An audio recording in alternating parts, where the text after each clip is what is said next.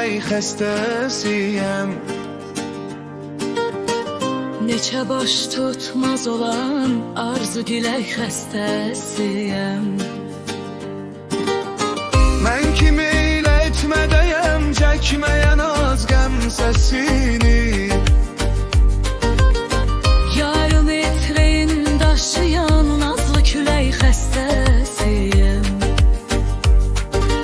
Ümid eylər ki, könül yar o dünyada görə, qəti zənn etmə ki, mən huri mələk xəstəsiyəm.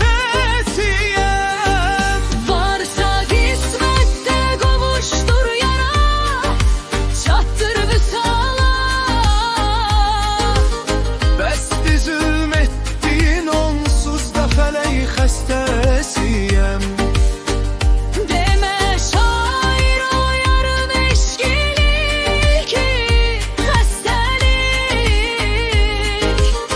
Mənə dərmandısa bir busə demək xəstəsiyəm.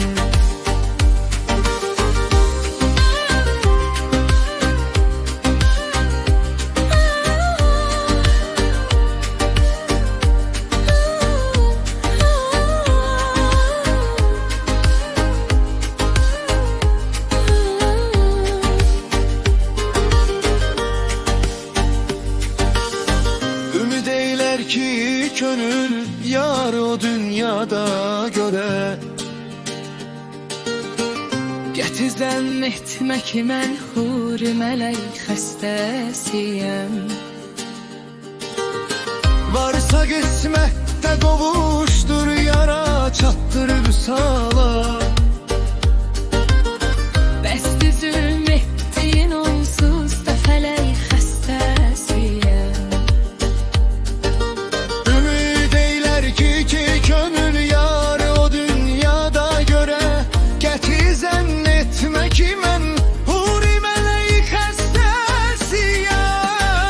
Varsa qismətdə qovuşdur yara, çatdır vüsala. Bəsdir zülm etdiyin onsuz da fələk xəstəsiyəm. Demə şair o yarın eşqi deyil ki, xəstəlik. Mənə dərmandısa bir busə demək xəstəsiyəm.